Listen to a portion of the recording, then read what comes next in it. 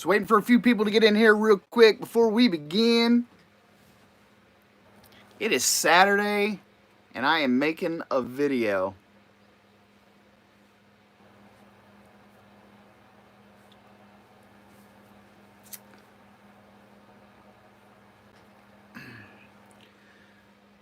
Alright, so I was want to talk about these Canon leaks that just came out. I happen to wake up and I'd be reading all of the specs. At least what they know for sure is coming out right now. I have to say, I am genuinely kind of excited.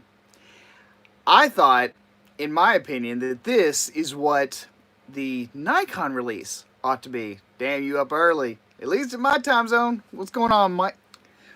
Alright, so here's the rumored specs, at least according to Canon rumors. This is not going to be a 28 megapixel sensor. It is going to be a 30 megapixel full frame CMOS sensor camera. It will have dual pixel autofocus on the camera. To this point, we do not know for sure if it is going to be available in 4K. All we know is that it is going to be available on the camera. So at least we have that. According to autofocus coverage, it's going to be 100% vertical on the frame and 88% on the wide end. It's not the best, but it's pretty damn good. Considering that it is going to have the dual pixel autofocus, that is pretty dope. I mean, it's pretty dope. Seriously. Because dual pixel autofocus, especially for people like me that do solo videos, that do stuff that require, vlogging, or like I'm a one-man band here on this channel. I absolutely, positively need good, reliable autofocus. Some people may not. You can be an elitist all you want, but goddamn it, I need good, reliable autofocus. This thing is going to have an exposure value of -6. -6 brightness with the autofocus. I don't know how well it's really going to do. It might eventually lock onto something at some point. But -6 EV, I don't know of any other camera that can claim that. I mean, correct me if I'm wrong. I know you mother grabbers will. You always tell me if I'm wrong. We are getting 4K video. Definitely getting 4K video. But we do not know if the 4K video is going to be a cropped video. My hope is that they do not GIMP this 4K. As I've said in a couple of my other previous videos, if they do GIMP this video, I don't see it being able to survive. I mean, especially when we've got all these other cameras that aren't gimping their 4K. As a matter of fact, they're over-sampling their 4K. They're doing, 2 times the readout and then scaling it down to 4K. Like, Canon cannot afford to F this up. I'm just going to say it right here, right now, because I know that if they do, I mean, most people are fine with 1080p, right? Most people do not need any more than that. But for once, I think Canon might actually have a winner, like a real all-around, do almost anything winner. For once, like I have never in my entire life looked at most Canon cameras and just went, damn, this is, I'm ready. I'm ready. But for once, I'm like, this might be the all-around camera that I have been waiting for 5 years, something like that. Because on top of the things that I've already mentioned, including the 4K video, touchscreen LCD. A real touchscreen LCD, and if it's anything like the M50, if you all have ever used the Canon M50, the implementation of that touchscreen is absolutely a joy. Like, it is so nice. Everything is touchable. Every menu item, even the small adjustments, you can move sliders there. It is not smartphone level good, but it is on par with any other touchscreen that I've ever used. So I am super excited about that. And we get a flippy screen! Not just a tilty screen, but a flippy screen that you can touch. Again, wonderful. Absolutely wonderful for solo people that do video. Okay? Like, that is amazing to me. Finally! I was really, I gotta be honest, I'll tell you all the truth. I was really hoping that it was going to be Sony to be the first one. And they might actually do it finally, maybe in the next iteration, maybe the A7000 or the A6700, whatever they end up calling it. But just the fact that this got leaked today, this means that technically Canon did it first. So, on top of all that, you get Wi-Fi, Bluetooth. I don't know many people that use it. It's nice that it's there, but, you know, it's good to have more features and not use them than to have less features and then want them. Dust proof, drip proof. I don't really give a shit. It should be. All of those things. It should be. I mean, it's a camera. It's going to go outside. It should have all that weather sealing and business like that. Magnesium body. The battery is going to be the LP E6N. Battery grip is going to be a BG E22. I'm not going to read the width and all that kind of stuff, but the approximate weight on this is going to be 580 grams. 580 grams is nice. That is like a very respectable weight. Now, I'm not going to be able to show you the pictures here, but if you want to see the pictures that I'm going to be referring to, you can go to canonrumors.com. I believe that this is the top article on their website, but I want to take a look at these images. The shutter release button looks sexy as hell on this camera. Like, it's almost like it's positioned in such a way that it's going to be a trigger. Like, that looks nice. It looks super comfortable, too. And notice how deep this grip is. The grip is seriously, seriously deep. And you've got a lot of room between the bayonet and the grip. None of this cramped up horse shit like Sony does, or like that turd burger that Nikon just released. I mean, the apologists can say what they want. That is no good. This, on the other hand, is exactly... I mean, I am really impressed. I am really genuinely impressed. I really do think that as a ex-Nikon shooter, as a Sony owner, and I've tried damn near every Sony camera that's, you know, been available. I've owned about 5 different Sony cameras. I've used Fuji, own Fuji, love Fuji, self-proclaimed Fuji fanboy, but this camera is genuinely impressive. And that is solely based on my Canon mirrorless experience with the M50. This camera is lightweight and as compact as this thing is. This is the sleeper OP camera of 2018. I'm telling you. The lenses aren't worth a shit, in my opinion. I think that they could have done a lot better with this M-mount lens lineup. But as far as the capabilities, this is sleeper OP camera of 2018. Until this comes out, I think. And then it's definitely gonna be something else. But as far as I can tell, I don't know this for a fact. I don't know if it's genuinely going to happen. But for all of you kids out there that were thinking that this might have in-body image stabilization, I don't think it's going to have it. Again, let me reiterate the fact that the lens stabilization, at least with my experience with the Fuji lens stabilization, it has been more than good enough. I don't know if it's really, like, some people just want IBIS. They've got some old lens from 46 years ago that doesn't have lens stabilization, and they want to be able to use it, and, you know, that's it.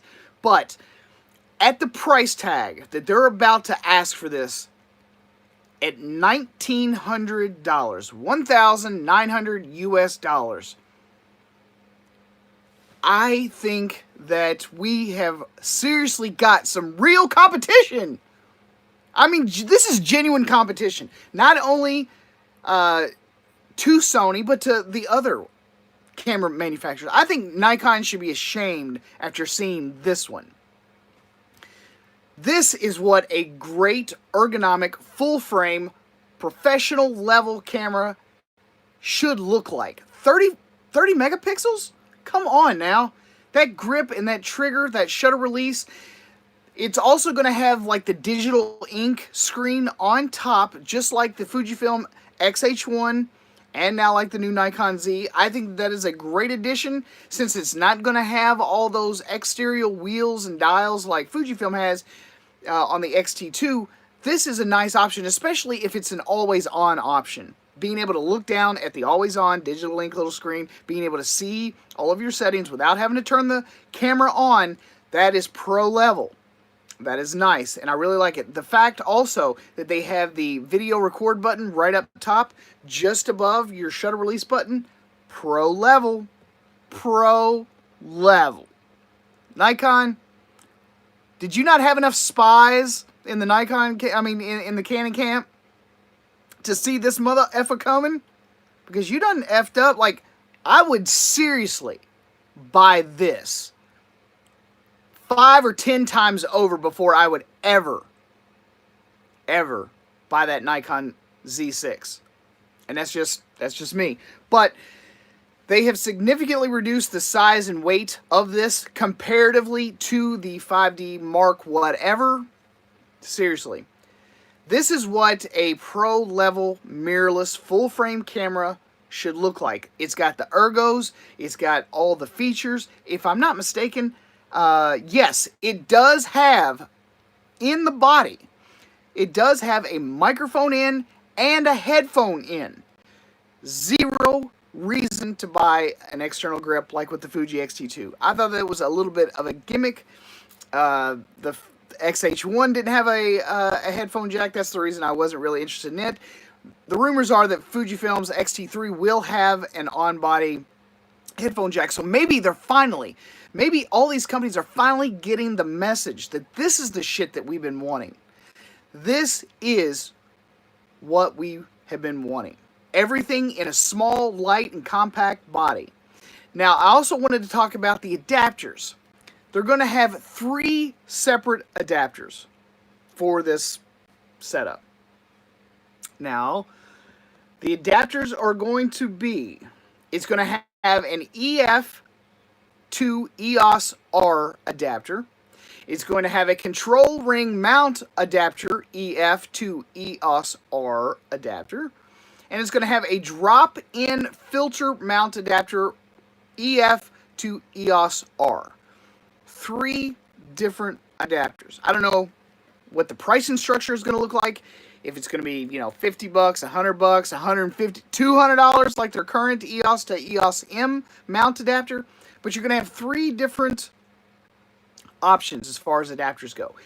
I was seriously about to freak out yesterday when I saw no mention of an EF to this new R adapter. They didn't have it. And I was asking myself, I was like, are they really going to take a shit on their entire EF line of lenses? Like, they have an entire, extensive, massive catalog of lenses. Do not screw over your old users. Don't do it. You're going to frig everything up if you do it. So, they're also going to be releasing those lenses like we were talking about. It's going to have a 35mm f1.8 STM macro. They're also releasing a 24-105 f4 continuous image stabilized ultrasonic motor. That is a nice do everything lens. 24-105 f4 constant. I don't know what the ISO range is going to be. I don't know what the ISO performance is going to look like. I have not been horribly displeased so far with the APS-C size of the M50. So I can't see this being a horrible option, especially if you just want to use it as your travel, do everything, leave out all of the other camera gear behind lens. It is going to be a bit weighty though, boys. I mean, that's going to be a hefty lens. Of course, this is full frame, so all of the glass gets a bit heavier when you move up into full frame. It's going to weigh in at 698 grams or 1.5 pounds. Compared to the EF lens, which is a 105 f4 continuous, that is 1.75 pounds or 795 grams. So, slightly lighter than the EF mount. So they are trying to, at least in my opinion, it seems like they're trying to shave some of the weight off of their mirrorless line. Unfortunately, you've got to buy lenses all over again. So for people just getting into the Canon system, these are looking like some fantastic options. I have never, up until a month ago, have I owned a Canon camera. I have shot Canon. I have second shot for other photographers that use Canon and then just use their cameras. But I think that Canon has hit a home run with this camera. I'm still waiting, honestly, for all the other particulars. How's it going to act? How's it going to be controlled? If you read down through some of these, through some of the comments or whatever, there are a lot of insightful messages about what this thing is, what it does, and how it compares to the current line of competition. This is a very exciting year for photographers and videographers. There's a lot to choose from now. With Nikon's releases, I don't know who's excited about that, but at least it's there. Fujifilm is about to release the X-T3. Canon is now releasing this. I'm hearing rumors that Panasonic is making a full frame camera now. I mean, this is the power of free market competition. Letting companies compete and fight and toil over all of this stuff. These are, yes, Techie 27. These are the real photographs of the camera. So these are not mock-ups. These are not fan renders or anything. These are the actual images. I think it actually looks pretty damn good too. I mean, it's not stellar. It's a tool. It's not sexy like the Fujifilm cameras, in my humble opinion, but it is not a bad looking camera. I want you all to just go back to that first photograph where you can see the shutter button. Look how much space is in between that mount. Look at it. And the grip. This is going to be a top seller. The mount is actually, I mean, for its size, there is so much room between that grip and that mount. This is a serious contender, guys. This could be, if they don't gimp the 4K, and if they do still allow you to have dual pixel autofocus in 4K, this will be one of the best cameras for probably the next year and a half to 2 years. I mean, I don't know what Sony's got planned. They've done a pretty good job of keeping it kind of hush-hush about their release. They did say that they were going to have a serious answer to these releases between Nikon and Canon. But this one looks really effing good. This one looks really, really good. So, oh man. I'm already kind of like workshopping in my head like, oh, goddamn, what am I going to sell so that I can finance another camera I probably don't need? But this one actually looks like a serious contender. This, just looking at the specs on paper, without knowing what the limitations are going to be, not knowing what the actual real-world performance is going to be, this is the camera, honestly, that I've been wanting probably since 2011, when I first started getting interested in the mirrorless technology. It has taken 7 years to get to this point, but I think that this might actually be the do-it-all camera. It will be full frame. It will be able to have all the depth of field that everyone really effing likes. That it's going to have the flippy screen. It's going to have the touch screen. It's going to have everything except IBIS. I don't know about video specs yet. I really would like to see internal 10-bit. That's what I don't think that everyone needs it, but when you do want it, I like the fact that it would be there. So, I don't know about you guys, but for the first time in my entire life, I feel like I am genuinely excited about a Canon camera. I feel like I am genuinely excited. I started going through the specs. 30 megapixel full frame CMOS sensor, dual pixel CMOS autofocus, almost in whole frame coverage, 100% vertical, 88% horizontal, -6 EV, 4K video, touchscreen, articulating screen, Wi-Fi, Bluetooth, weather resistant, magnesium body. Like, this thing is exceptional. I'm surprised. So, what were some of the things that you all were hoping to see in the camera besides IBIS? I mean, I know everyone's going to piss and moan that there's no IBIS in this camera. Were there anything, was there anything that's missing that you all wanted to see? That you all... Oh, you all are right! Is there no joystick on the back of this? Oh, damn! I missed it. I didn't even notice. There's no thumbstick. Oh, I completely missed it. Is this not... Are you... No, surely to God it's not. Is this not going to be dual card slot? Either? Oh, man. I didn't even notice. Is this... Can anyone confirm? Yes, no? Is this going to be dual card slot? Let me know. I mean, I can't really tell from the side. It looks like there is... no. Okay. I can't tell if this has got dual card slot or not.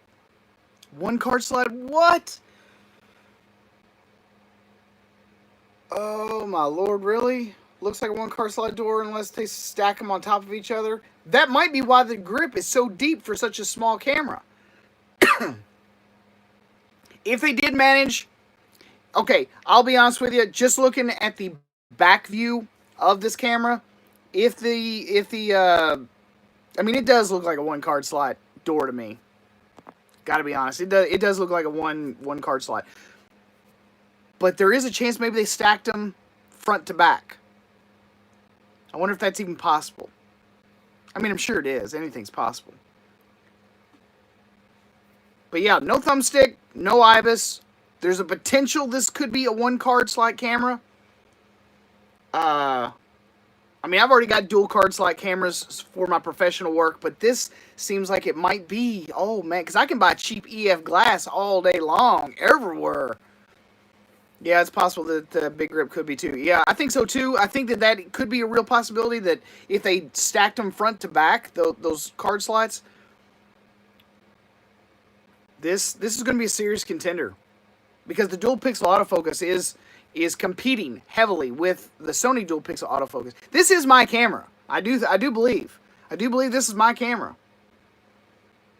I might have to sell my EOS M50 for this because I've got a wider selection of glass. Granted, it won't be as light as this thing, but I don't know. I do not know. This is going to be a tough decision for me because I'm invested in a lot of systems because they all do something well. But this thing, this thing might actually be what I have been waiting for quite some time. And I might have to make some hard decisions here, boys. Oh man, oh man, oh man. I don't know. The specs. I'm a little afraid though. I got to be honest with you. I'm a little bit afraid that it's not. If it, even Nikon's specs looked good on paper, so I really do think, boys, that we are going to have to wait for some hands-ons. Because if we don't get that, I mean, like I said, Nikon's specs looked fantastic on paper. Okay? They looked fantastic on paper, but we all know that it did not perform well. Okay?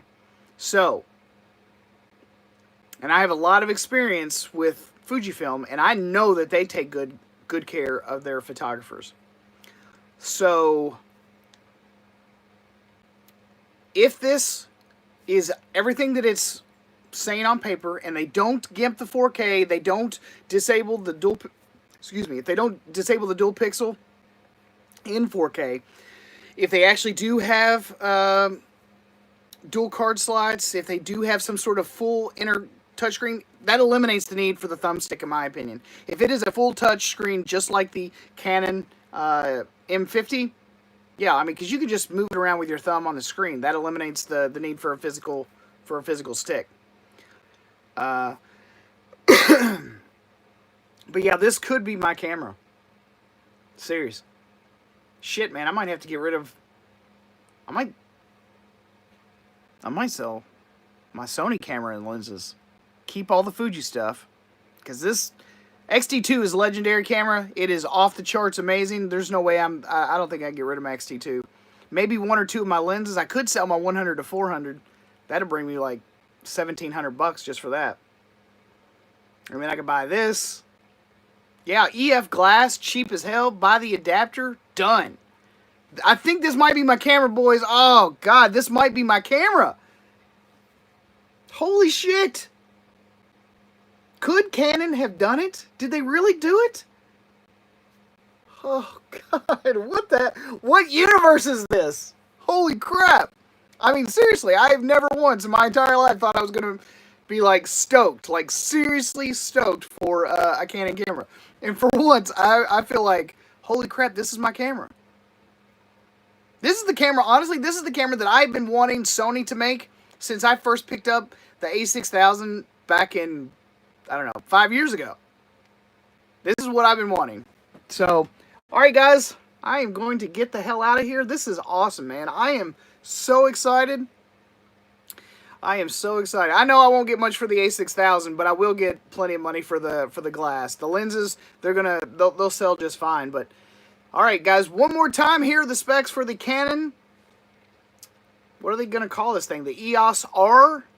This is going to be the 30 megapixel full frame camera that they're going to be announcing in about 4 days. This thing is going to have dual pixel CMOS autofocus, 100% vertical coverage top to bottom, roughly 88% horizontal autofocus coverage. It's going to have -6 EV. That is, I don't know of any other camera that can claim that. 4K video, full touchscreen LCD, much like the Canon M50. So that's probably why they eliminated the need for the thumbstick. Articulating screen, fully touch articulating screen. Wi-Fi, Bluetooth, dustproof, drip-proof, magnesium body. Seriously awesome weight, only 580 grams. There's a chance, here's the downsides, there's a chance it's only going to be a single card slot. Sad days. Because this would have been it's not to say that there's not two cards in this camera. It just looks as if it's only one. If it's only one, that's sad. They could have done a lot better, and I think that would have been a serious blowout. That would have been a big FU to Nikon. But there is a chance, the way the door is designed, and because that battery grip is so, or the grip is so thick, that they could have stacked it front to back. They did get rid of the thumbstick, so some people might be a little upset with that. I actually kind of prefer, if it's implemented well, to just touch the screen. This is going to be a bomb-ass camera, boys. I'm telling you. Holy shit. That is amazing. It is so odd for me to be like a little bit enamored with a Canon camera. And I've been massively impressed with the M50 as well. So I think Canon's onto something, and this is going to be a serious contender for your everything camera dollars. You know, for me, Nikon is kind of a no right out of the gate, no flippy screen. I need the flip out screen. Sony, if they happen to release a new A7S Mark III and it has a flip out screen, then it might be time to reconsider Sony, because we all know that the low light ISO beast that is the A7S, and it actually had a flip screen, that would be the ultimate go anywhere, do anything camera. But this one has definitely piqued my interest, and I think this might be my next camera. Well, I'm still going to buy the XT3, even if I have to go into debt. All right, guys. I think that's going to be do it for me. So, hope you guys enjoyed this one. This camera it's on my radar. I'm putting it on my wish list. Oh, I want to see some hands-on though. I want to make sure that this thing is off the chain. I do not want to get my hopes up for this one, and then it take a shit like the Nikon cameras did. I'm not interested in plopping down pre-order money for something that I can't trust. So hopefully Canon does a good job with the rollout. Hopefully they've got as many of the bugs and kinks worked out as possible before they start putting them into photographers' hands. If they happen to have a press junket, I will be watching all of my peers for initial impressions on that. And I will actually call, I'm sure Hugh Brownstone will go. He's probably one of the more level-headed photographers. And he'll be nice. Unlike me, I would take a raw crap right on this camera if it sucked. But as good as the M50 is, I can't see this being that bad. The one thing that's going to separate it for me is going to be the 4K. Are they going to GIMP it? Are they going to disable the dual pixel autofocus? So anyway, hope you guys have a fantastic Labor Day weekend. It's going to be time to get y'all a drink on here pretty soon. I will see you guys again in the next one. Peace out.